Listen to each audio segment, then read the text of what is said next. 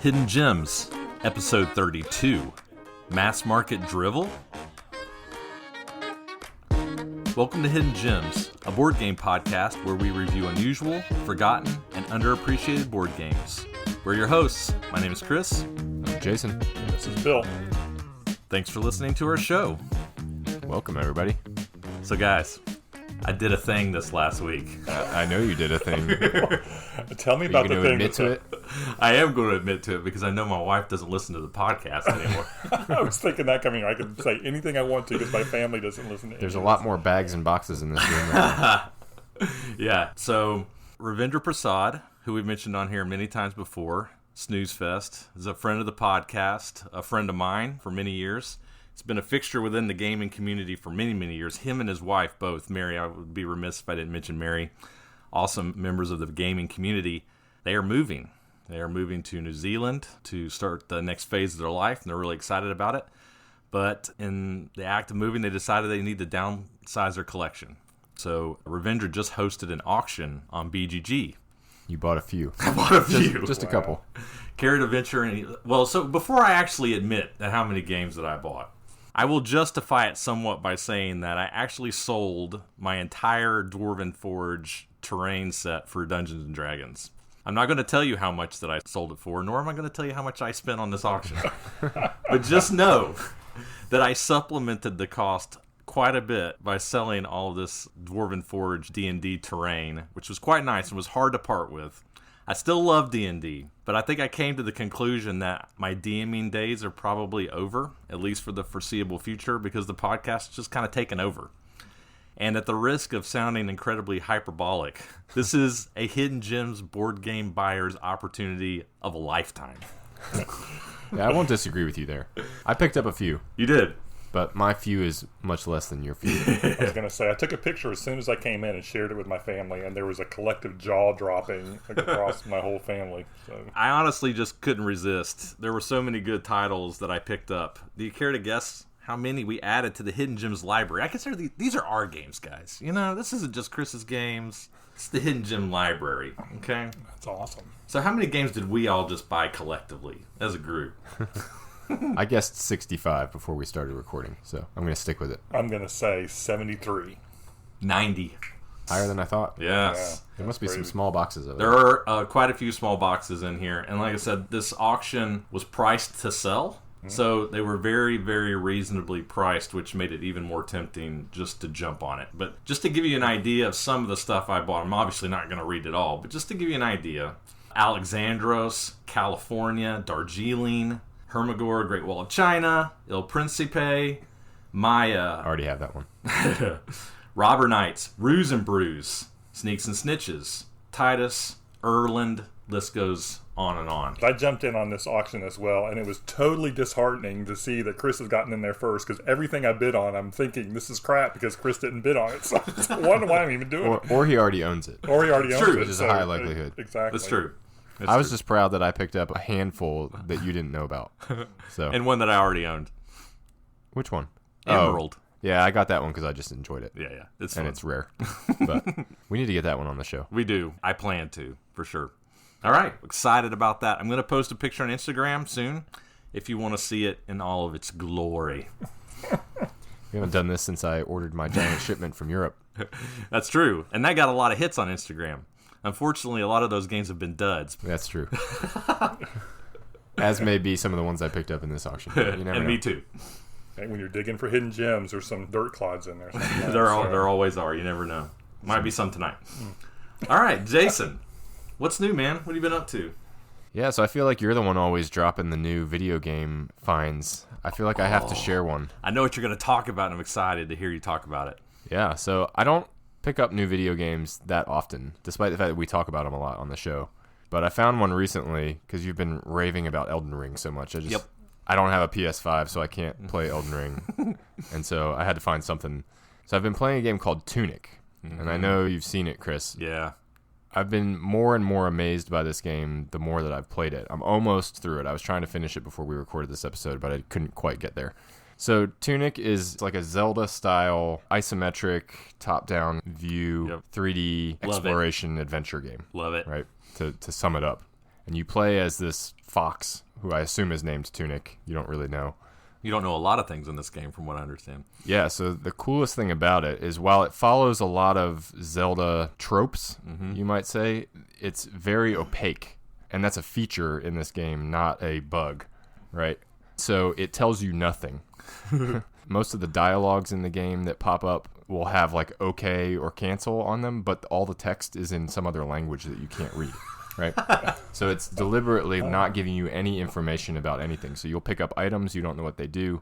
But what's clever about it is that throughout the game, you'll find pages of a manual. And it's like an old school cartridge video game manual from like the 80s or 90s, right? And you're finding this manual page by page. And as you find pages of the manual, it's explaining to you concepts in the game and things that you never would have known had you not found the pages. And I just think that's super clever. It has a feeling of The Witness. And I know we keep referring to The Witness on the show. We really need to dedicate some time to it. Yeah. The Witness is a brilliant puzzle game. Mind-blowing. That also gives you no information about what you're doing. Zero. It kind of forces you to figure out how you even solve the puzzles by solving the puzzles. And while it's not to that level by any means, Tunic does very similar things. And I'm still discovering stuff. I have the entire manual now, and I'm still discovering stuff, flipping back through the pages, finding like, oh, that little scribble that I never thought meant anything actually does mean something. And it like applies in this situation. And so starting out playing the game, I was thinking, oh, this is, just your basic Zelda game. I'm going to find this item to get in this door and find bombs to blow up this thing so I can get to this area. Yep. So you can get the hook shot. Right. And it definitely has all of that stuff. But there's more to it, and there's puzzle elements and things in it that I just found really interesting. And it's pretty challenging. Yeah. It's not an easy game by any means. There's a lot of hidden things, and a lot of the bosses are pretty challenging, I thought, at least. He's talking my language right now. It's no Elden Ring, but... Well, I don't know. I mean, obviously these are two very different games. Oh, for sure. Very different.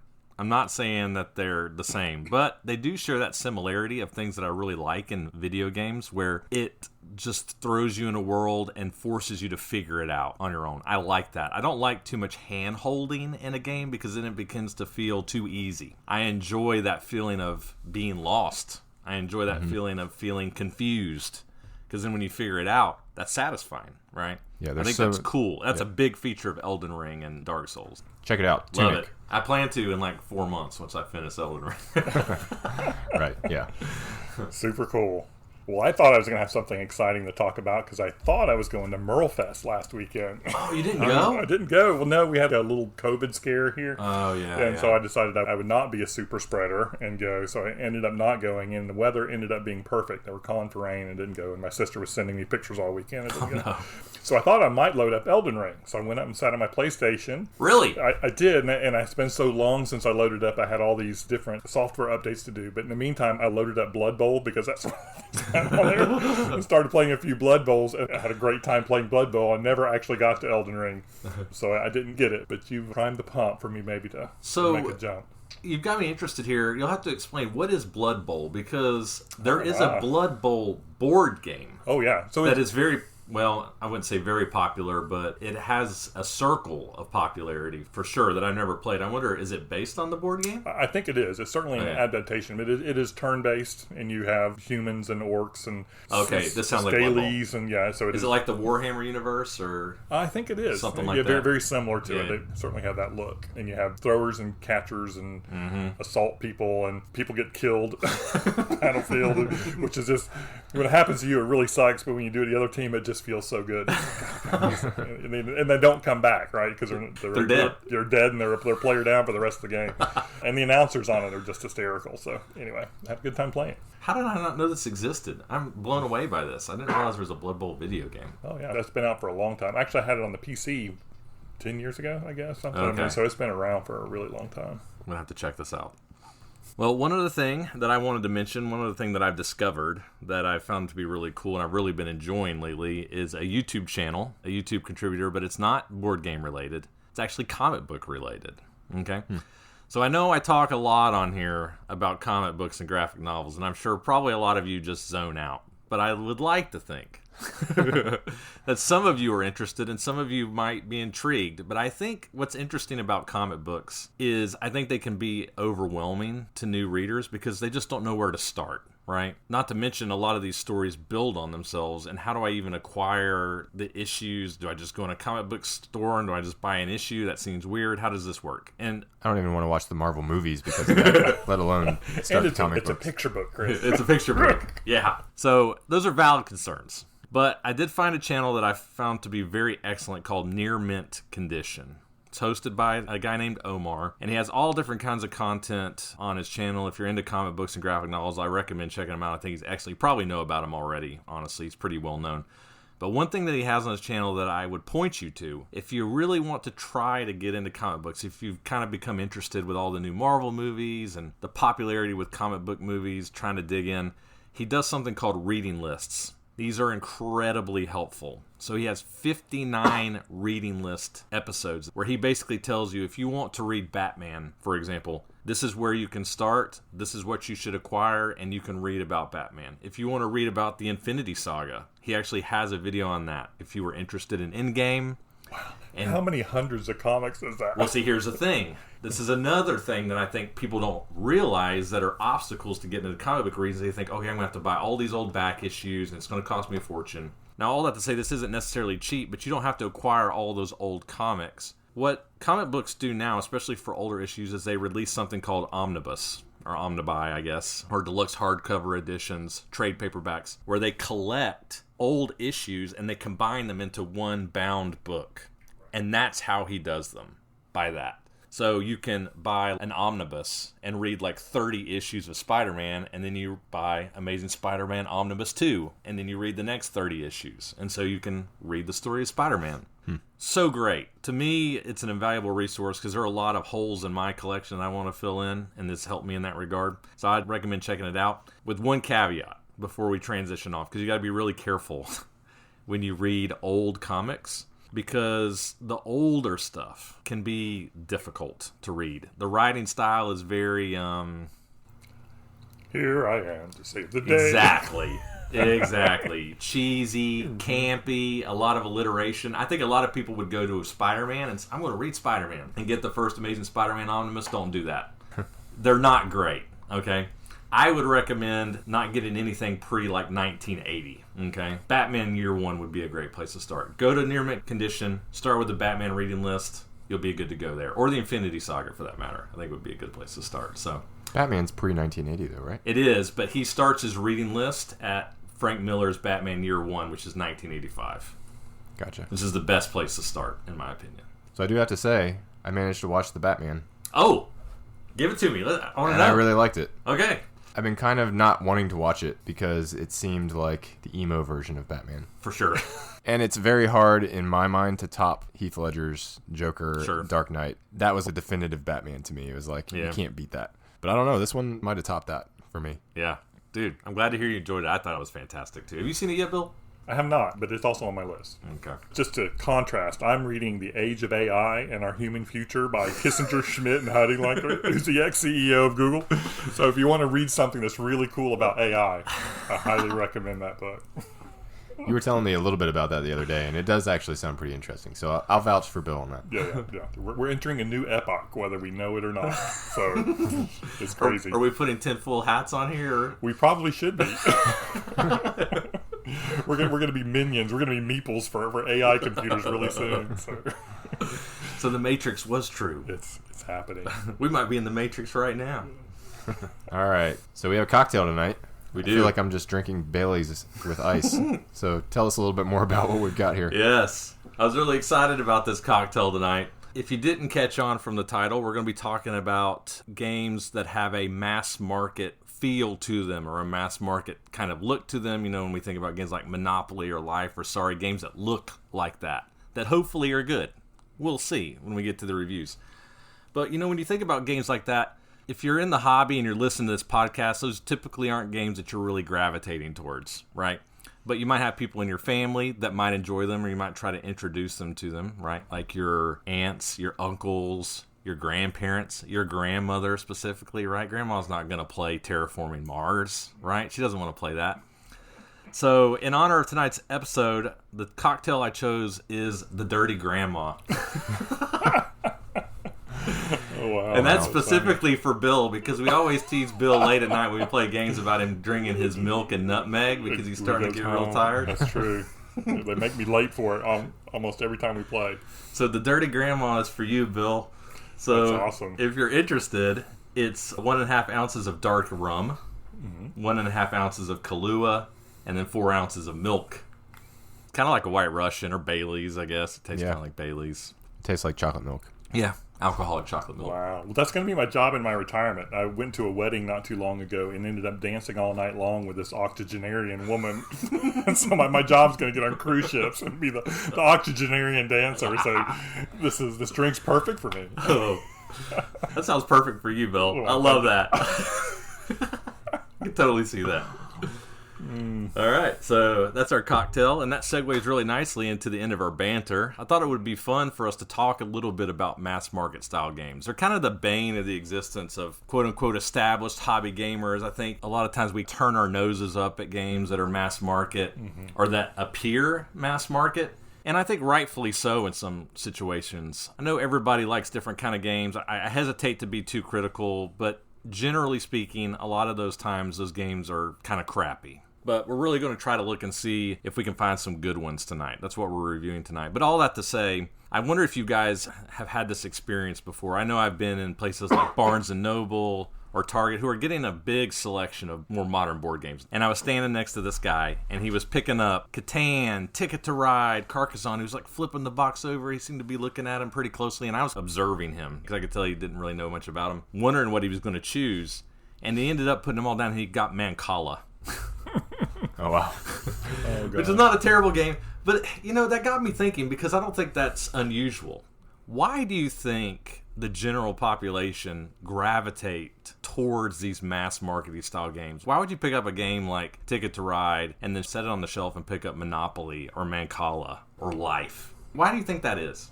I think it's oftentimes people looking for gifts for people that are in their tweens and middle schoolers or younger, and they're thinking this is what they would like. It would be interesting to see how many people are actually buying games from stores like that for themselves. That's a good point.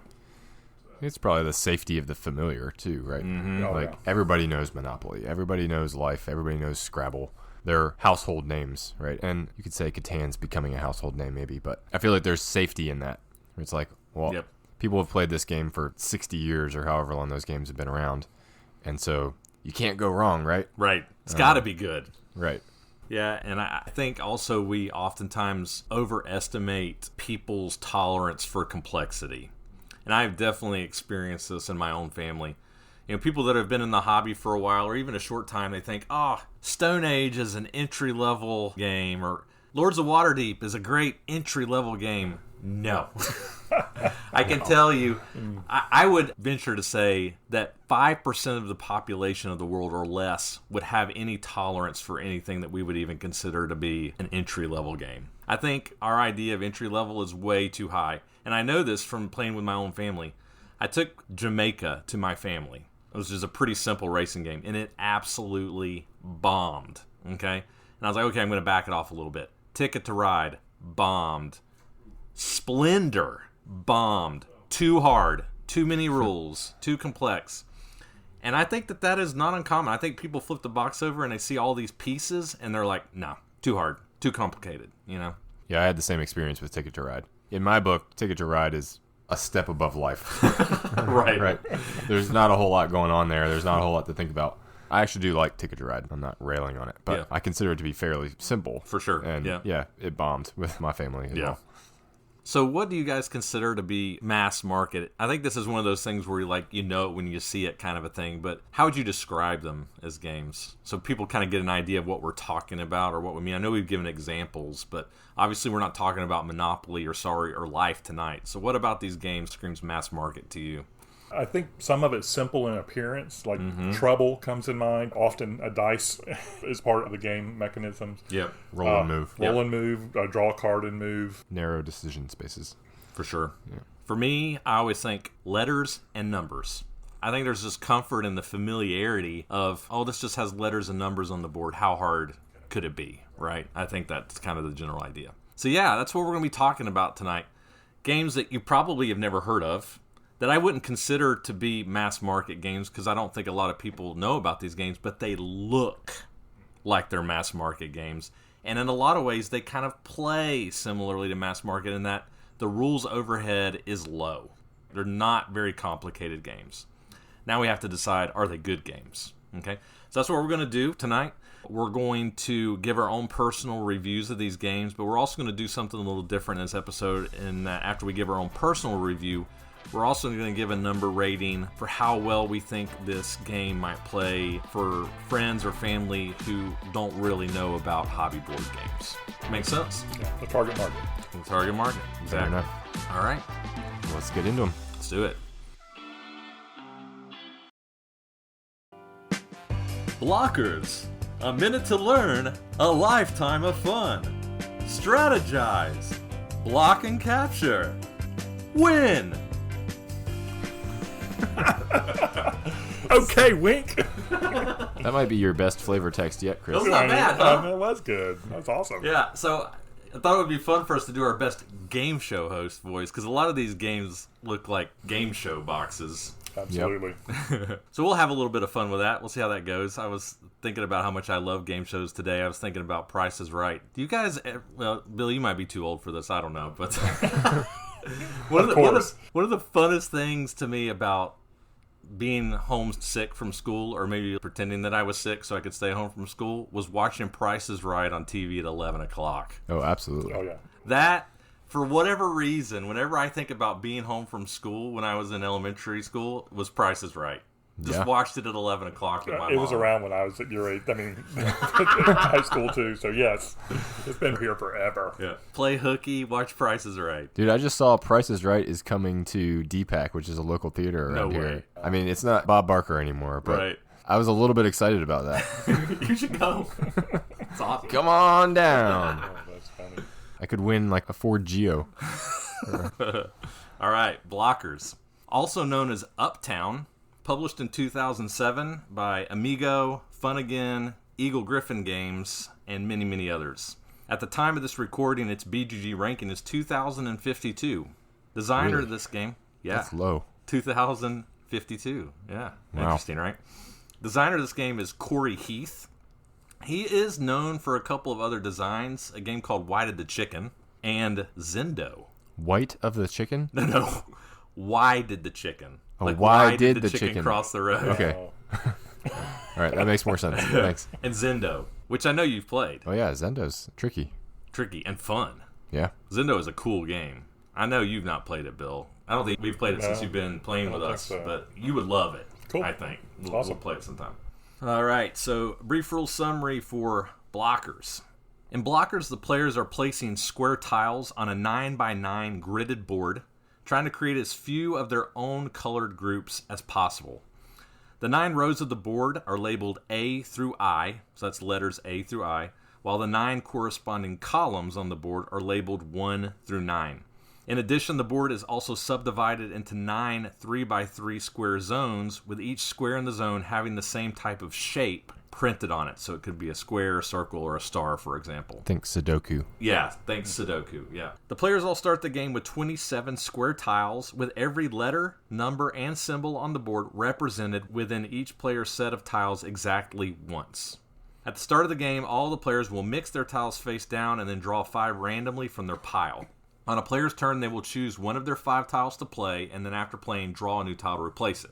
If a player chooses to play a letter tile, they can place it anywhere along the row of spaces that corresponds with that given letter, so potentially up to 9 different spots on the board. Likewise, if a player chooses to play a number tile, they can place it anywhere along the column of spaces that corresponds with that number. If a player plays a symbol tile, they can place it anywhere within that corresponding 3x3 grid of spaces. Players are not obligated to place adjacent to any of their previously placed pieces, and they can only place within a space if it is open, with one exception.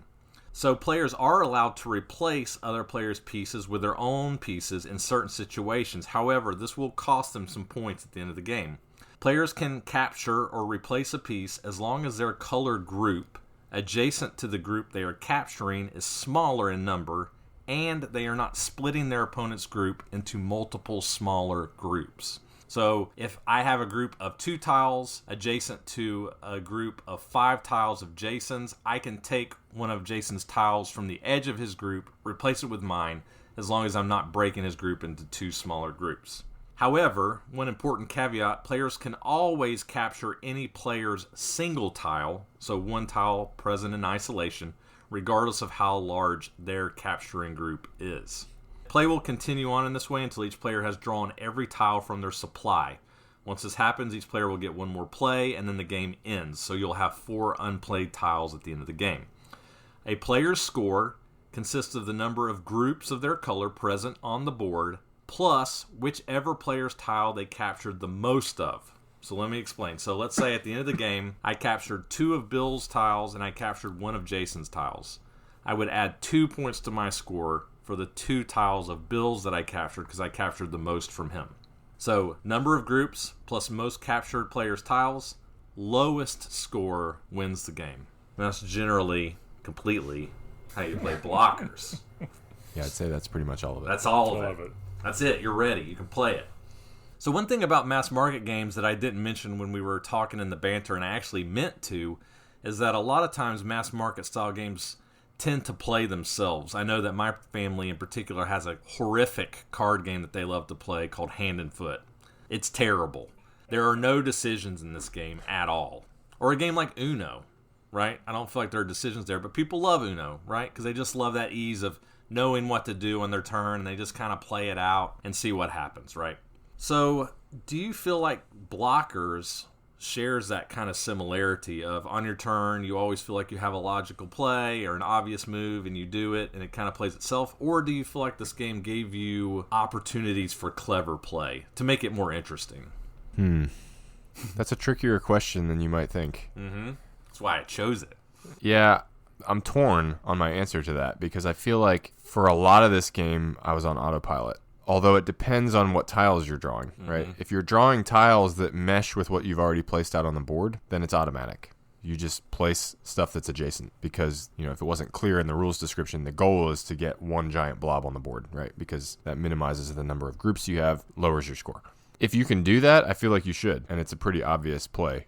Now, you might not be drawing tiles that allow you to do that early on in the game, and so that forces some decision. Yeah, I don't know. That's a tricky question to answer. Yeah.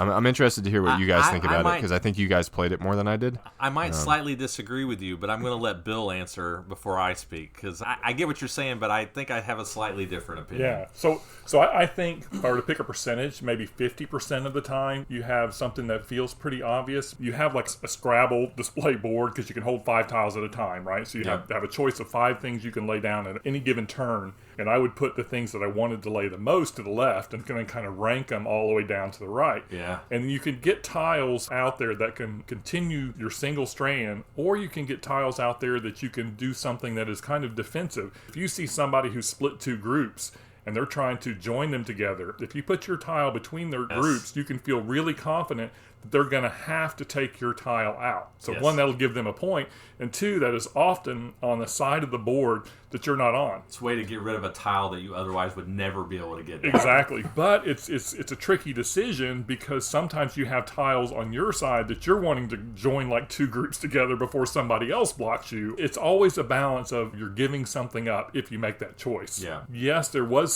some part of the game that it felt automatic, but there was enough of the times where I got tiles that had at least 2 or 3 good moves that I needed to make a choice on. So. Yeah. I'm really glad you mentioned the single tile strategy. I found this to be the most interesting part of this game by a lot. I really enjoyed this part of the game, and I think this is where the name of the game comes from. At least the blocker's name of the game. This game used to be called Uptown. But placing that single tile in such a way that you know that you're hindering your opponent from connecting groups to lessen their score, you're going to have to capture people at some point. It's just going to happen. You're not going to have a choice because the board really fills up. And so if you can incentivize them to capture you because it helps them by linking their groups together, you can fairly safely put that tile there even though that's costing you a point, knowing that they're going to pick it up to link their groups, thereby taking that point back away from you and enabling you to get tiles out of your rack that you know are never going to link up to your big group. Not to mention, I think another subtle strategy here is it possible to get one big blob on the board? Yes, but it's hard. Not only because you're just going to get blocked, but also the bigger you get, if you're bigger, you can't capture. And so it disincentivizes you to get big. So at some point, you have to make the decision, when am I going to start a second group? Or a third group? And where am I going to do it? I agree with you, Jason. I think there are simple decisions here, but I think there's another layer here to think about that may not be immediately apparent that can keep people interested, I think, if that makes sense. I was going to add something to that, in that even if you are going for one large group, you have to be strategic about it, because if you just make a giant blob in one section of the board, you're inevitably going to draw tiles that are going to force you to be in other areas of the board because of the way the board's laid out. And so if you can strategically create your main group in such a way that you're spanned across a larger area of the board, it gives you an easier time, I guess, later on in the game trying to connect those one-off tiles that you're going to have to place at some point. That's difficult, right? Because the board's filling up. And at the end of the game, it gets very, very crowded. Yes, and it does. very, very difficult to maneuver. Yeah, this game has a weird arc to it where, especially the first time you play it, it will feel too easy.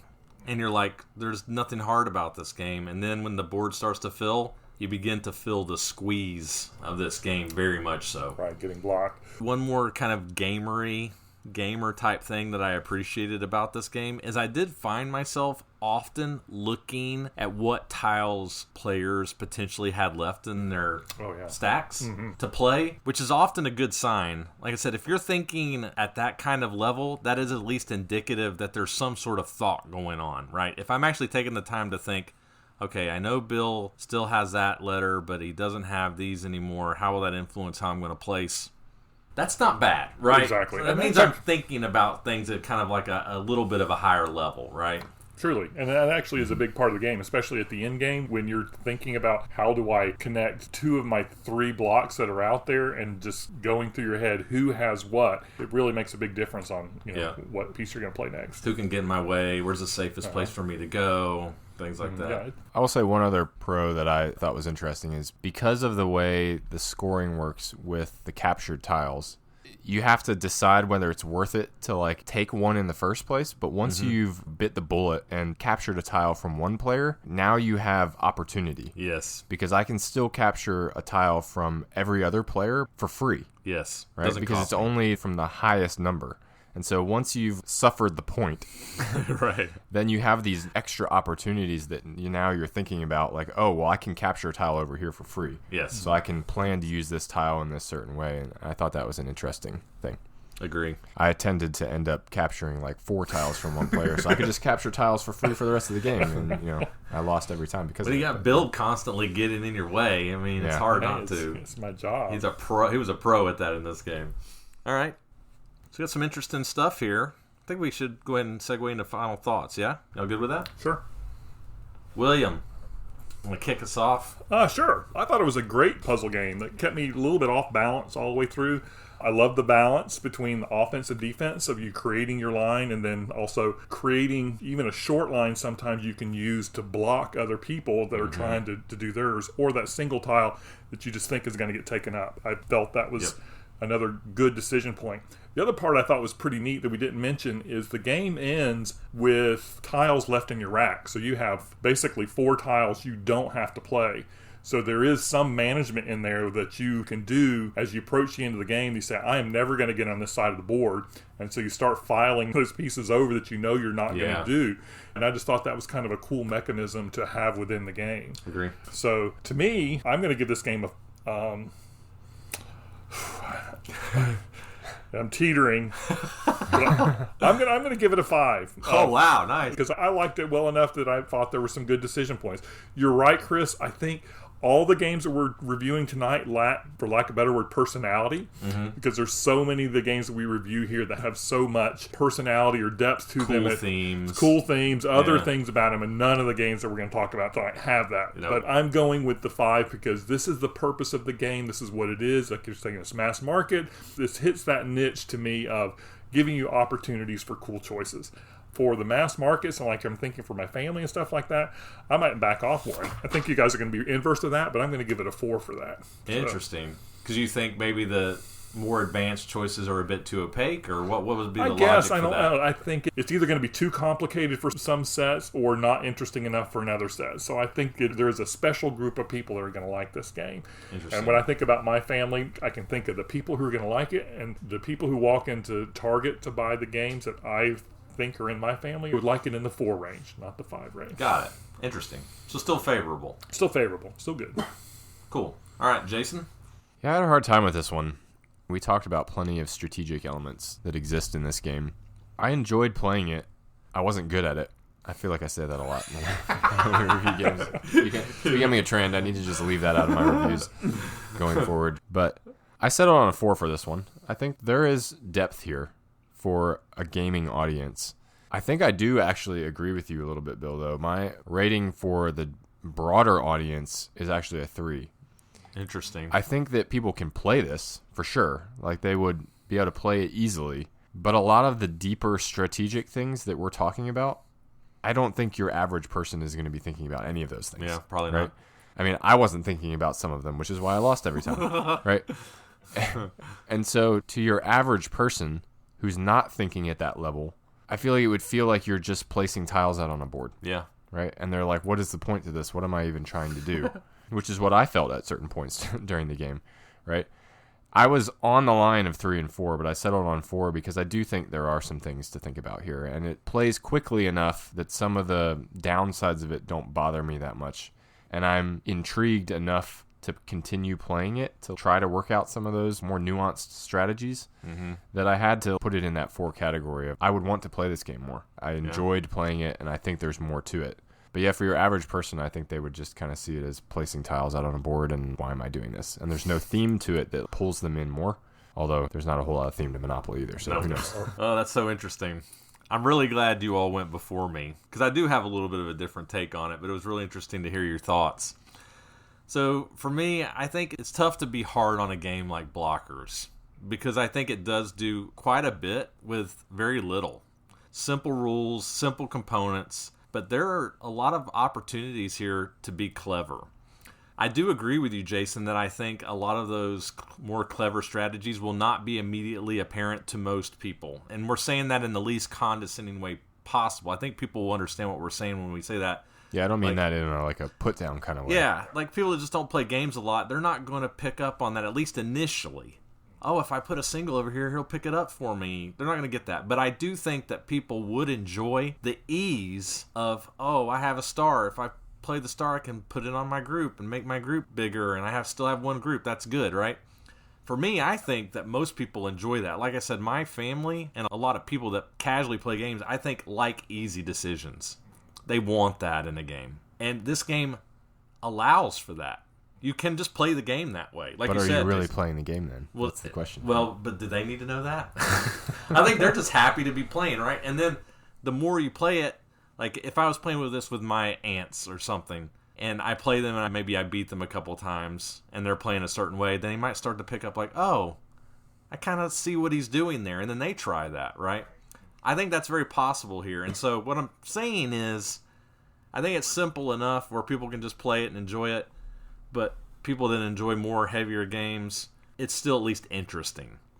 All that to say, for me personally, I'm actually giving this a 3. That might surprise you, but I think the game has interesting decisions, but it's severely lacking in special sauce for me, to where of all the games I have in my room, I would just never reach to play Blockers. You know, there's just too many other good games.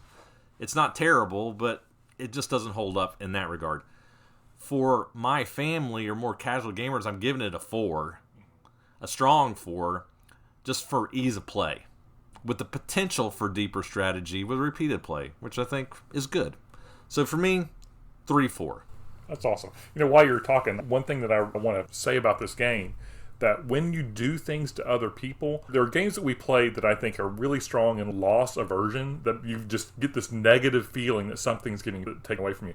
This game, even though there was a little bit of take that, I never felt like anybody was being mean to me, because everything made sense for what the other person was doing. Totally. So for the mass market or for playing with your aunts, I think that's just an important component to call out. It doesn't have a strong mean component to it.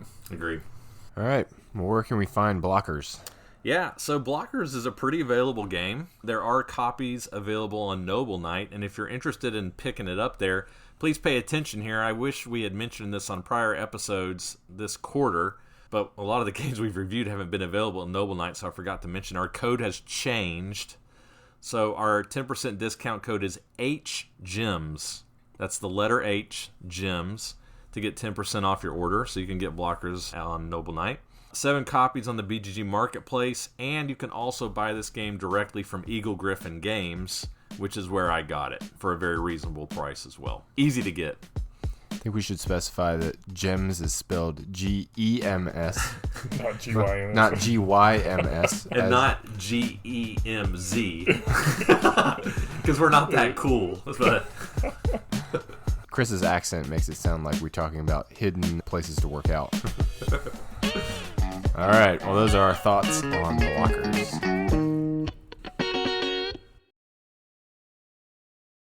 Bid, bluff, and buy your way to 4 in a row on the game of 49. I'm in. it's pretty good. That is good. I thought I was going to have the exciting. best voice, but you might have me. I don't know. That was good. I tried. That was a come on down voice if I've ever heard one. Love it. Hey, I Chris, was come channeling on my down. inner Rod Roddy. All right. Game of 49. Published in 2014 by Marquee Games. Designed by Mark Corsi. And ranked on BGG 3,459. Mm-hmm. Can I mention one thing really quickly? I guess. I do think it's interesting to point out how I heard about this game. Because this is not Jason's game. This is my game. This game was on Dan King's top 100 games of all time several years ago. And if you don't know who Dan King is, he's the Game Boy geek who is a very prominent board game reviewer. He's been around for years. That's how I heard about this game. It was in his top 100 games of all time, like in the 60s somewhere. I have questions about this, but Okay. Don't spoil. I'm just telling you that's how I heard about it. All right. Go ahead. All right. So this is a very simple game. This won't take long. This is Connect 4 with auctions. Yeah. That's what this game is. So we're playing on a 7x7 grid, 49 squares, of course. Each player starts with $49 to bid on those squares. There's a deck of cards with numbers from 1 to 49, plus a few special cards that I'll come back to in a second. And these cards are used to decide which space on the board is up for auction. Players are going to conduct a standard English-style auction. So if you're not familiar, players go around the table again and again, outbidding the previous bid or passing until all but one player has passed. The winner of the auction pays their bid to the bank and places a marker on the space on the board that they just won. 4 in a row wins. That's pretty much it. There are a couple twists, though. Because the board is a square made out of squares. A square of squares. A square of squares. Not a hex of hexes. Right. Square of squares. You can think of it as concentric squares, concentric circles, rings of squares. Feels weird to say. Concentric squares. There are multiple of these concentric squares, plus a center space, which you guessed it is the 49. There are multiple cards within the deck that correspond to each of these rings of squares, and when a player wins one of these cards, they get to place their marker in any unoccupied space in that ring. Also, these special cards trigger income, and this is the only way that players gain additional money throughout the game. Yep. Each player receives $7 for each marker that they already have on the board. Lastly, there are multiple 49 cards. Remember, that's the center space on the board. And when a player wins a 49 card, they claim that center space. However, this is the only space on the board that can be overtaken by another player. So if another 49 card comes out later in the game and a different player wins that card, they will remove the previous player's marker from that space and take it for themselves. However, as a bonus, if the player that already had that space wins it again, they get to place their marker on any unoccupied space on the board that they choose. Yep. 49 cards also trigger income in the exact same way that the special cards do. And that is essentially how you play the game of 49. Indeed. So, we've played many auction games. Yep. Love them. Talked about them at length on the podcast because we greatly enjoy them. At least I do. So, I'm just going to start off with that. We've played many auction games. This is a straight-up auction game. What were your guys' thoughts on this game compared to some of the more lauded games that are auctions that we've played? Yeah, I think when you're talking about auctions, this may be obvious, but if you don't play a lot of auctions, maybe you may not know what I mean, but I think what makes an auction game really great is not necessarily the style of auction, although that matters a lot. Is it a Dutch style? Is it an English style? Are there clever mechanisms embedded in the auction? I think all that matters and is important. But to me, the most important thing about an auction is how difficult are the valuations. Yep. And in this game, I will say that the valuations are interesting and tricky. So I'll give you a for example. The 4 spaces in the corner of the board are theoretically the worst spots on the board, right? Because they have the least potential for you to get a Connect 4. So if they come out early in the game, they're not very valuable. However, if you have 3 in a row, and that corner spot will give you 4 in a row to win the game, that spot is infinitely valuable. And so the spaces on the board are constantly in flux of how valuable they are to yourself and to other players. And so you constantly have to be evaluating, how much am I willing to pay for this?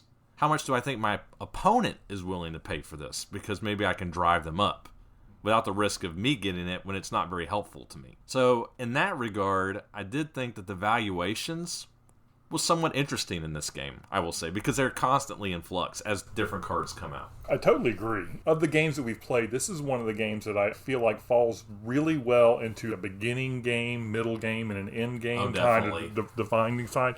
And in the beginning part of the game, the wild cards generate income for you for every piece on the board. 7, right? $7 income. $7 income for it.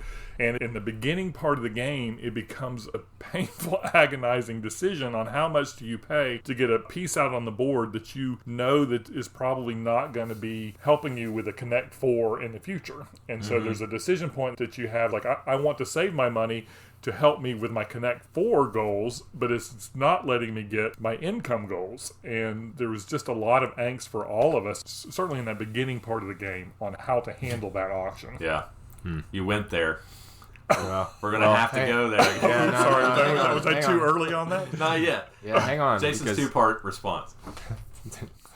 Yeah, no, I was nodding my head and agreeing with you fully throughout everything you were saying when you were saying valuations are everything in auction games. I fully agree. Where you lost me was when you said valuations matter in this game. Because I don't think they do. I think valuation is everything in an auction game. But I felt like every card that came out, and we'll talk more about why this is in a second, it felt like it didn't matter, right? They were all more or less equally valuable unless they were infinitely valuable, right? And they become infinitely valuable when it's going to win the game for you, right? Or when it's going to give you 3 in a row, right? Sure, those become obvious. But we're flipping cards at random. We're deciding which space is coming up for auction at random. And so I could have 3 in a row, and the card that gives me 4 in a row might never get drawn, right? But there's more than one card that will give you 4 There in a are row. options, yeah, sure.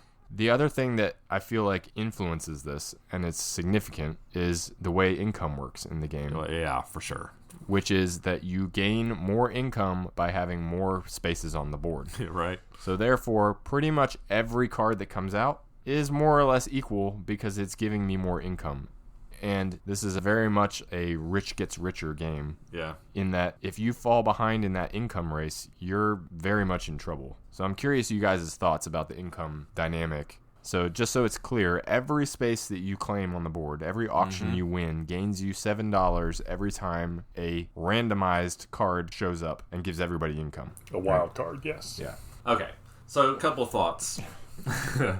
I agree with some of what you're saying for sure. I disagree with the statement that every spot on the board is essentially the same value unless it's infinitely valuable. In other words, it would win you the game if you won it.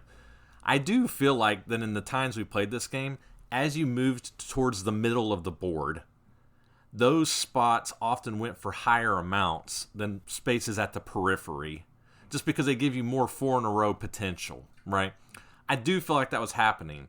But I think the point that you're making, Jason, and I think that you're right, and I think this is definitely worth stating, is because income generation is so incredibly important in this game, I feel that people often make the mistake of undervaluing auctions if they're not familiar with the game, and you will find yourself in the horrendous position of having no discs on the board, feeling like you're being very responsible and frugal with your money, but just finding you're falling behind in the board state, and those people are getting paid and you are not.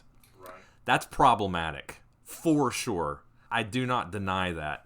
I do think there are decisions to be made in valuations. I just feel like that winning auctions, especially early, just becomes so important. But what's so crazy about this game is if everybody at the table knows that, and these spots go for sky-high amounts, we actually had one game where we saw this, where people ran out of money, and then there was one person left with money, and the payout cards weren't coming out, and those people were winning auctions for super, super cheap. Right, but that's random. And that's my point. Right? I'm not saying that's a feature. You didn't plan for that. That just happened. I totally agree. So I'm not disagreeing with you. I'm just saying that's a problem because it's just too darn random, right? You could get screwed by not winning early, or you could get screwed by overpaying early, and you're at the complete mercy of the deck, I guess, is what I'm saying.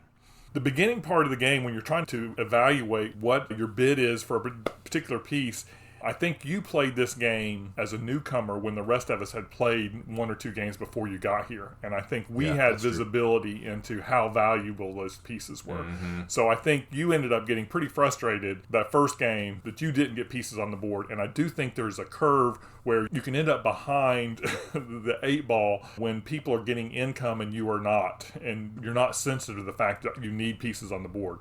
Truly, it does become frustrating when random cards don't come out and you're the guy who spent a lot of money, right? And then you run out, or your gamble paid off, and those wild cards came out, which we saw. And I think both those happened. So it's, to me, some of that's just the nature of the game, right? The randomness to it. I mean, I know in Jason's first game, or maybe it was the second game, I remember Ben paid way more than I think anybody felt like he should have, and won 2 auctions really early for high values. And then 2 wild payoff cards came off like almost back to back. And he had more money than anybody else for the rest of the game. And it was so deflating to see him pay what seemed to be outlandish prices. And then by just sheer luck, 2 wild cards came out that paid him off. And meanwhile, we're getting paid 0. That is hard pill to swallow when that is happening, right? Yeah, and I will add to that too, is that unpredictability. You can set yourself up and have 3 in a row, but because you have no idea when that 4th card is going to come out, you have no way of knowing how to value things and how to play the game at that point. Right? Other than denying others. Do I hold back my money and try to save up and make sure that I know that I have the cash to get that space when it comes out, while everyone else is buying spaces and therefore beating me out on the income track? Right. And catching up to you. Or do I spend money to try to generate more income only to drain myself of cash and have that card get flipped as the next card? Right? Which happens multiple times to people, right? Uh-huh. And because of that, that means there is no strategy. That means there is no, yes, you can say, okay, well, how many dollars should I pay for this space to force somebody else to pay a couple extra dollars for it than maybe they should have?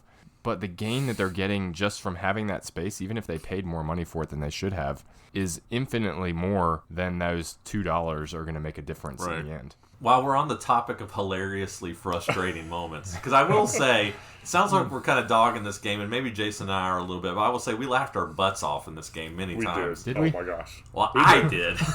We did. And I think one of the reasons, too, that's so funny is this thing, I call it pass the buck blocking, okay? So there's this scenario that happens in this game where, let's say I've got a ton of money and I need one more spot to win, and everybody knows it, right? But the player to my left also is a spot away from winning, okay? And their card just so happens to come up. Guess who's buying that spot? I am, right? Absolutely. Because Bill's going to pass, Jason's going to pass, and then I either have to spend all of my money to prevent him from winning, or I pass and they win, right? So I'm forced now to take myself from a position of power, and now I throw all my money away, and now I went from first to last. I find that horrifically frustrating. not hilarious. I'm not denying it, but I will say we laughed about it sometimes, but it can be very painful when that happens. And there's actually a little bit of a push your luck element to this too, where you're like, I think Bill has enough to cover to keep him from winning, and I want to keep my money, so I'm going to pass and just hope Bill has it. It's ridiculous. It's just ridiculous. Lots of laughing, but it becomes a non-game kind of thing at that point. Well, with all that, I think we should go into final thoughts. I agree. Kick us off, Jason. All right. Well, it should be clear by now. I can't see how I could recommend this game when there are so many outstanding auction games out there that are not drastically more complicated than this. Sure. Granted, this is about as simple as you can get for an auction game. Yep. We talk about Medici all the time. Medici is more complicated than this game. For sure. There's more to think about. There are different commodities that you're trying to evaluate and decide how many cards to flip over, all that stuff. But they're just better games by a million miles, right? And they're not that much more complicated or long in length. The unpredictability, rich get richer income mechanics in this game just sucked all the fun out of it for me. Sure, there might be hilarity in watching other people's misery. Yes. But, yeah, I gave this a 2, and I was on the verge of giving it a 1, but I don't think it's broken. Oh, come on, yeah. So I gave this a 2. In terms of the mass market appeal, I don't know. I feel like even people who don't play games often would still find themselves stuck in some of the same frustrations that we ran into, especially the income piece. Maybe once you've played it a couple times, you start to realize, okay, well, I need to bid on a bunch of stuff in the beginning of the game to get income. But I feel like a lot of times that you're playing a game mass market with people, first impressions matter significantly, right? Yeah. And if you're on your first impression, your first play of this game, you just get trampled because you didn't know that you had to spend way more than you think you should have for a couple spaces early on in the game. That's just a bad experience. Yeah. And so I'm going to stick with a 2 for the mass market appeal as well. If not a 1, on the basis that I feel like it's going to feel broken to a lot of people. They're not going to get it, right? Yeah. So, yeah. Sorry, Game of 49. I don't have a whole lot of good things to say about you. All right, I'll go next. So, much like Jason, I love auctions. Love them. I feel like they just generate hard decisions. But I hated this game. I hated this game for much of the same reasons that Jason mentioned. This game teases you with the idea of interesting valuations, which I think it does have. I disagree with Jason on that point. I think there are things to think about there, but it just totally destroys it with the randomness of the income generation. I just cannot get over that. It's too random with how income is generated in this game. So for that reason alone, I just really disliked the game. This game is also a 2 for me. For the general population, I also agree with Jason. I would definitely give this a 2 for very much the same reason. I am sure that there would be people who would get steamrolled in this game, even if they were playing it with 3 other non-gamers. And the reason for that is some people just aren't going to understand the valuations. I mean, we were playing this with seasoned gamers who've played hobby board games for years. Jason, Loris, one game. They just found themselves in a bad situation, and they understand auctions. If that's happening to them, how is that not going to happen to people that don't play games as often, right? I just can't recommend this game. I agree with you. If you got this out and played this with somebody, they would be like, I hate board games. And I would hate that. So, yeah, 2-2 on this one, too. I was really disappointed because of all 3 games we reviewed tonight, I thought I would like this one the most. It promises that open-ended, very pure auction style. Yeah. But it's too open-ended and too unpredictable in that open-endedness. I agree. Maybe Dan just enjoyed the hilarity of the crazy situations, and maybe if you're looking for that kind of experience, you would like it, but I think most people would find this game frustrating. And so for me, that's why I rated it the way I did. Don't let us pull you off your choice, Bill. Don't change your numbers over there. I saw you reaching for your keyboard. Dang it. Well, to give the game just a little bit of love, just more than you guys, I like the simple elegance of the Connect 4, right? And the whole idea of bidding for it was, on some levels, I was going to call it genius. Maybe it's more obvious than genius, but like you said, potential for pretty cool. I liked the push your luck component of bidding for the pieces and banking on the wild cards to come out, just realizing that that was a component of the game. I am feeling both of your pain when you have somebody like Ben who comes out and bids way up at the very beginning. And Too much. Right. To me, I think all of us at the table were thinking, you're bidding how much for these pieces? And he probably emptied his whole pot in his first 3 rounds, and we all had money. But then when the wild card came up, he basically doubled what we all had by round 3, which was like, holy crap. But if they had not been coming up, he would have lost. Oh, he would have totally been It was screwed. risky, but the randomness of the deck determined him to be the winner. Exactly. So as far as a game, it was kind of a roll of a dice sort of thing, which I find frustrating. So for me, I gave it a 3. The extra number was how much fun we had playing it, because I think we did laugh a lot. We laughed a lot. We enjoyed it. I'm glad you guys did. when Jason wasn't here, we had a blast. That's right. And then for the mass market, I'm going to give it a 3 too, because I think it's just for all the similar reasons. I think it's got potential. I think it has some level of elegance to it. I think there's some people out there who like it, but it's not a great game. It's a meh. Okay. All right. Well, if what we've been discussing intrigues you, which it might. It was right. Sometimes when people dog on a game, it might sound interesting. I hope we did a good job explaining the mechanisms. If you want to try it out. There are no copies at our friends at Noble Knight, unfortunately, but there are 12 copies on BGG, and you can also buy this game directly from Breaking Games.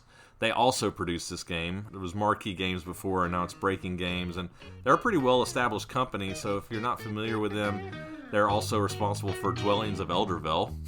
Wow. Same company. Okay. Rise of Tribes, Asking for Troubles. So they've got a pretty impressive catalog. So you can buy it directly from them as well. All right, those are our thoughts on Game of 49. Game of 49! Montage, the partnership game of creating colorful crosswords. That's pretty good. You nailed it.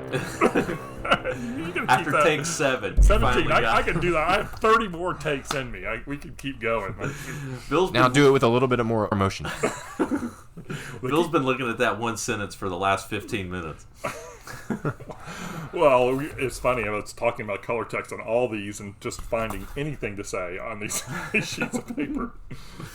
Excellent, Bill. Yeah. All right. Montage. Published in 1973. Going way back. Way back. So what music was top of the charts in 1973? Only you would know. Bill's Senior Prom. Mm-hmm. Publisher Eagle Griffin Games and Gamut of Games. At the time of this recording, its BGG ranking is 5,578. Designer of this game is Jolie Quentin Cancel. He does have one other notable design that people may have heard of, a game called What's My Word? It's also a word game, interestingly, like this game is. All right, brief rule summary for Montage. Montage is a partnership, area control, word-based crossword puzzle game. Let me say that again. That's a Word-based? Montage is a partnership, area control, word-based crossword puzzle game. Yes, you heard that right. Where the players are trying to fill the board with their team's color of discs. The board in Montage is a 15 by 15 grid. We love grids tonight. Which is seated with different arrangements of dark colored chits, which represent the dark or dead spaces that you would see in a crossword puzzle. In addition, the board is also randomly seated with colored chits of 5 different colors: red, purple, orange, blue, and green.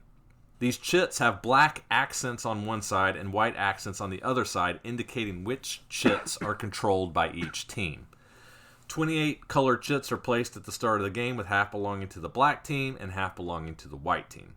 The 5 different colored chits in the game correspond with 5 or 6 different letters over the course of the game. This is very important, okay? So, for example, the red chit can represent the letters E, F, G, H, and J, while a green chit will represent letters T, U, V, W, X, and Y.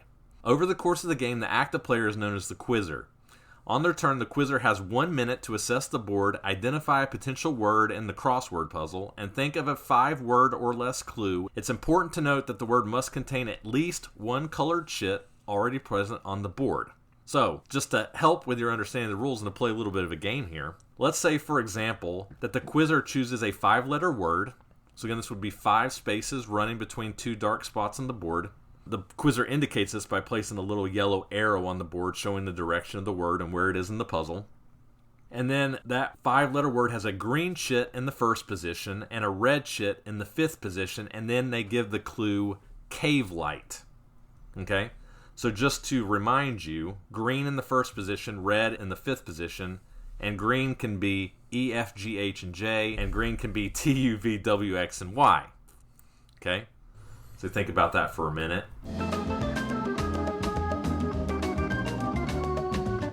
I got it. Bill, what is the answer? Torch. That's correct. The answer would be torch. Okay? So, once the clue is given, the quizzer's partner, and this is where the game gets weird, and the opposing team now have 1 minute to try to guess the word. If a player thinks they know the word, they will knock on the table to indicate this. If the quizzer's partner knocks, they can immediately answer. If an opponent knocks first, the quizzer's partner still has an opportunity to knock within 1 minute. If the quizzer's partner knocks second, they still get to answer before their opponents. However, if both opponents knock before the quizzer's partner, one of the opponents will get to answer first. Also, one very quick, important rule. If all players knock pretty much at the same time, one of the opponents gets to answer first, and this is to discourage the quizzer from giving too easy of a clue.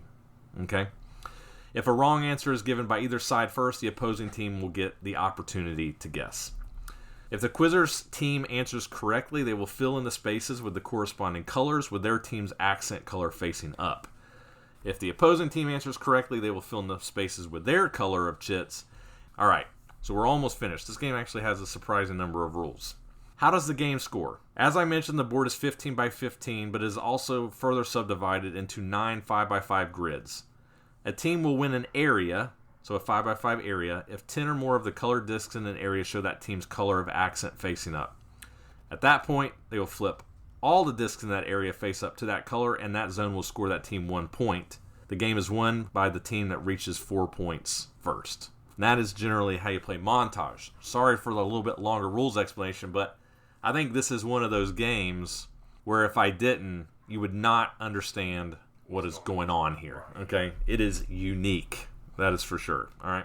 Oh, before I go into our starter question, I forgot to mention, how did I hear about this game? This game was recommended by one of our guild members, QWERTY Martin, who has been with us from the beginning. He's been a contributor on the guild, and I'm glad that we got to finally play one of his recommendations. So thank you, Martin, for the recommendation.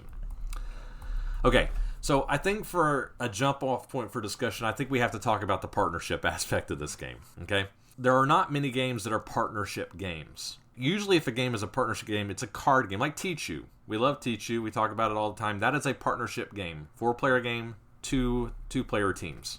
But board games, you don't have a lot of partnership games, and this is a unique one. How did you feel like the partnership aspect played out in this particular game, in Montage? To me, I thought it worked well, at least the design of it, for the giving the crossword puzzle clues, right, to your partner, and trying to have to think through one that your partner would get, but the opponents would not get. Yeah. It was, it's got that Dixit feel to it. Exactly. I thought that part was pretty clever, pretty neat. I thought it worked well for this game. Yeah, I agree with you, Bill. I enjoyed the partnership aspect of it just because I feel like it's unique. Right. I didn't feel like there was a whole lot of strategic decisions that needed to be made because of the partnership aspect of it. But I do agree. But I do agree with what you said, Bill, in terms of you kind of have to tailor your answers in a way that you think your partner's going to be able to answer. For sure, yeah. But I enjoyed the partnership aspect of it because you don't find it in a ton of games like this. So, yeah, I think Montage is a partnership game in the truest sense of the word, honestly. And what I mean by that is in a lot of partnership games, you can kind of cruise and let your partner take the lead and hope that they carry you across the finish line. Even a game like Teach You, which I feel like Teach You is a very strategic game. It's highly strategic. Mm-hmm. But if you're not comfortable with a game or you're new, you can just always give your partner the best card and play passively and hope that they just kind of pull you across the finish line. Montage, you must work as a team. Because if you don't, you will lose, okay? There is no hiding in Montage. And I say this as a potential con, not for me, but I could see how some people may not like the partnership aspect of Montage because you might feel yourself feeling a lot of pressure from your teammates. I feel like Ben was like shaking in his boots every time it came to his turn. I can tell you, Talia would hate this game because Talia does not like the stress of feeling like she has to perform for their partner like she's letting them down. Because in order for you to retake control from the other team, it requires both of you in most cases, right? And so if you find yourself in a rut and it's just not coming to you, you could maybe find that to be stressful. I found it fascinating and fun. It's not a con for me, But I'm just telling you that this game is true partnership. And I'm glad you mentioned, too, the tailoring clues to your partner. I feel like that's a fun part of the game. It doesn't always work. There were times I gave 2 clues in reference to the Jackson 5 because I was thinking, okay, Bill's old. He should know that. He grew up with Michael. He hung out with Tito. He missed both of them. No. I got the Tito one. Oh, you got Tito Jackson. I did get the Tito one. The one I didn't get, and this is, to bring this up, it was Luke and somebody else, and the answer was Cage, right? Yeah. And so I said Luke and Johnny's, Luke and Johnny, and the answer was Cage's. Right, and to your point about feeling the stress and then getting down on yourself when you don't get it, because I had Luke Cage, right, and then I couldn't think of a Johnny Cage. So do I know a Johnny Cage? I couldn't recollect something like that. But I should have guessed that he was a Cage and gone with plural cages, and for whatever reason, my mind didn't go there. Right. It's easy to get down on yourself in this game, because I was like, oh my God, and I did like a forehead slap for 10 minutes after that, so still doing it. Yeah, I will say related to the partnering aspect and feeling like both partners have to be fully involved. One of the things that I enjoyed most about this game was the knocking, right? Okay. And it's confusing. Yeah. You mentioned, well, if everybody knocks, then, or if, this person knocks before this person. And it takes a little bit to wrap your head around. Sure. But what I loved about it is that because of the way the rules for knocking work, every player at the table has to be 100% engaged in every clue that's given. Yes. There's 0 downtime in this game. And that, I feel like, is very rare in word games like this. I think like Codenames, half the people who are playing Codenames are sitting idle for half the game. Yep. Right? And even at that, even their team is sitting idle for a good portion of the game while they're sitting there trying to think of a clue to give. Yes. And so in this game, you have to be invested in every single clue that's given. Yes. And I've found that to be incredibly appealing about this game, because at no point in the game did I feel like, I can just sit back and think about my next turn, right? Yeah, I'm really glad you mentioned that. That was one of my biggest cons, is the fact that there is absolutely no downtime in this game, and it actually... That was a con? No, as a pro. Oh, you said con. Oh, no, as a pro, I'm sorry. That there's no downtime in this game, and that introduces tension. Again, the tension of feeling like you need to perform well for your partner, but Bill, as you mentioned, on your turn... you need to be thinking of clues to give, but also on other people's turns. I found myself trying to be thinking about what I was going to do. Right. Because if they guess your first clue right, if your partner gets it, you've got to come up with another one. Right. And a minute is not long in this game, and you will find yourself stressing, trying to come up with a clue. So I often found I was playing, and I was like, okay, I'm trying to guess Jason's clue. Okay, that's over. Now I'm going to look at my side. What clues are I going to give when it comes around to me? And I was just constantly thinking in this game. I never stopped thinking in this game. Totally. Which is a great thing, in my opinion. Well, so if you have any element of dyslexia as part of your DNA, it is really sort of confusing to look at each one of these colors, because each one of them has 5 or 6 letters. I found that I had some difficulty at times making those work out. And I even messed up a couple times on like where the letters were. And in hindsight, it's super simple, but it was easy for me to mess up, especially because of the timer. I'm glad you mentioned the colors, Bill, and I'll reiterate that I think that if there were letters on the board, I think it would be too easy. And just that concept of this red disc can be up to 5 different letters. Right. And then this purple disc right next to the red disc can be 5 other potential letters. And now I'm looking at 10 different letters and trying to decide what word my partner is trying to get me on. And my mind is constantly shuffling through all these different letter combinations. And it's really fascinating, to be quite honest.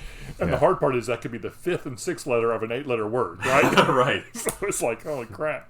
Yeah. I loved this part. I have to say, I'm a bit of a crossword puzzle nerd, honestly. Okay. I have the New York Times crossword puzzle app on my phone, and I enjoy crossword puzzles. I think they're fun. I'm not great at them, but I enjoy them.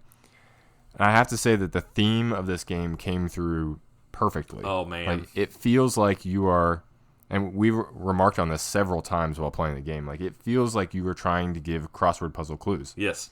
Because you can't just give the most obvious clue out there. Or everybody's going to knock at the same time and you're going to lose the opportunity to get those points. So you're trying to come up with these clever ways of getting your partner to guess it. And they have to be short. Right, and they have to be short. And even the way that each of the colors of discs is ambiguous in terms of what letter it could be, that's how you solve crossword puzzles, right? Yeah, You're this thinking, T might not actually be a T. Right, you're thinking, well, if this word is this, then does that help me solve this clue over here?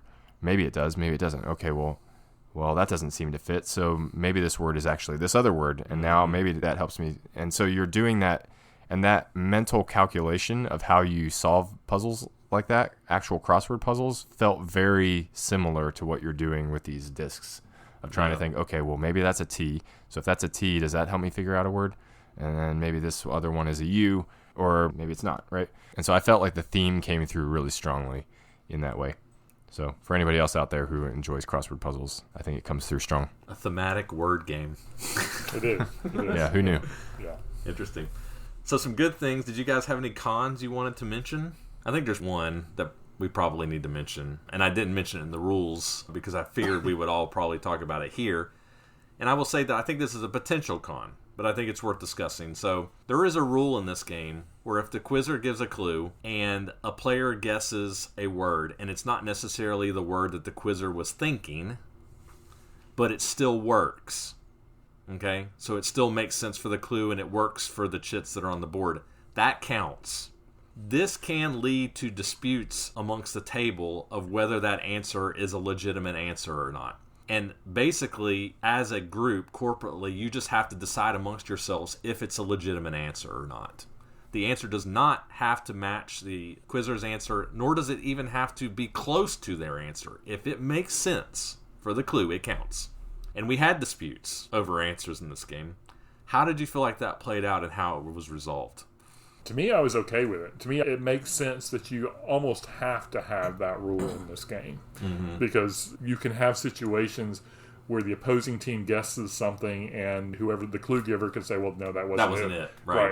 Or your partner guesses something that wasn't really what you were thinking. You're like, oh, yeah, of course that was it. Yeah, that was it. Exactly. And it was not even totally related. And so... Yeah, to me, it makes sense. And, I mean, if you're playing with a good group of people, I think it resolves pretty easily, and you just kind of logically walk through it. So, to me, I didn't really find that as a con at all. It's one of those things that you don't think about in a game like this, and kind of in hindsight, or actually when it comes up, it's like, oh, yeah, I see why that's the rule in this game. And you just kind of be okay with it. Yeah, I agree with Bill. I think it's a very necessary rule. Yeah. We did have some debates over it, but they were usually friendly debates. Yeah. It wasn't like we were flipping the table over trying to figure out, who was going to score the points. So, right. Yeah, I agree. I think if you get hung up on things like that, my advice to you would be don't be a jerk. Or don't play this game. And if you play with people like that, just don't play games like this with them, right? We were able to work it out, but I think it's worth mentioning, for sure. Oh, absolutely. Cool. Well, you want to carry that into final thoughts? You want me to start this time? All right. I think I'll start on the first one. I'll give Bill a little time to gather himself and think about what he's going to say. So I'll start us off. So I'm just going to come out and say this game surprised the heck out of me. I was fully expecting to hate this game after reading the rules. It just seemed fiddly. I was like, I'm not going to like this game. I don't like word games generally. This is my favorite word game. For sure. This game is better than paperback. It's better than hardback. Those are very different games, but they're word games. It's just a good word game. Very tense. You wouldn't think that in a word game. It is. I mean, you're never stopping. You're always thinking. You feel the pressure. When the other team's getting close to closing out a zone, and if they win that word and it's going to get in the zone, I mean, you are laser focused. You're like, I'm not going to let this happen, right? It's great in that regard. For me, I struggled with this one. It's a 4 for sure. It's bordering on a 5, and I think if I play it more, it will rise for me. I can see this as one of those games getting better for me the more that I play it. So right now I'm sitting at a solid 4. Probably will be a 5 at some point. So I'm going to be a little wishy-washy like Jason on this one. For families, I'm giving it a 4. I was going to say somewhat hesitantly, I don't know. It's got some fiddly rules. That's the only thing that worries me. This one is the most rulesy of the games that we've talked about. It's not terrible, but it's pushing it. I think once people have played it a few times, though, they would get it. And I just think it's fun. So for that reason, I give it a 4. If your family likes word games, like Scrabble, or they like Wordle, this is a 5. I think you owe it to yourself to play with people that enjoy word games. I think it would be a hit, to be quite honest. So 4 for me, 4 for families, 5 if they like word games. Probably be 5 for me at some point. That's not confusing enough. Okay. You want to go? Go, Bill. Go for it. Oh, sure. I will say I enjoyed it. Like Chris said, I got down on myself so much just because I felt like he was giving good clues, and I like, dang, I should have got that, or other people. I felt like I was always just one brain synapse firing behind all night long. But I still think this was a great game. It is, like Chris is saying, it's a wonderful word game. And the other part I like about it, if you look at the box and everything, it looks like it's straight out of a 1970s game show. Right? Oh, for sure. It is the color, the fonts and everything. So I'm going to give it a 4, partly because I do play Contact so much. I won't go into the rules, but it gives me the itch that I like scratching on the give a crossword puzzle clue and you're with a group of people and they're guessing it, and it is less confrontational. Right, and so I have that outlet, but I enjoyed it, and I think it would be fun. I think for the mass market, I 100% agree with what you're saying, Chris, that if you love word games, this would be something you should check out, but I'm going to go with a 4 across the board on that. Nice. Cool. Yeah, so I'm going to steal your line, Chris. I think this is my favorite word game by far. I'm giving this game a 5. Yeah. I think this game is fantastic as a word game. I'm not always going to be in the mood to play a word game, but if I was, this would be the game that I would go to if I owned it, of course. And I'm pretty sure I'm not going to be able to get your copy. So, Revenger's selling it. Really? Yes. Oh, Buy one interesting. from him. Yeah, I might. He has 2 copies. He loves this game, actually, and he said in the auction, I'm keeping my other one because I love it so much. So I know he likes it also. Huh. So is the auction not over? He's going to restart it for games that didn't sell, and this one did not in the first round. Oh, interesting. Well, yeah, to get back to it, the tension is all throughout this game. I think the partnering is interesting and unique. I think that the knocking mechanic of having to be invested in every single turn is fantastic. Really enjoyed this. Like I said, I'm giving it a 5. I think for general audience, I would probably tend towards a 4. If you're big into word games, especially if you enjoy crossword puzzles, definitely a 5. Yeah. You should absolutely try this game. For the general audience, because of some of the more fiddliness things that you guys talked about in your reviews, I think I would probably say a 4.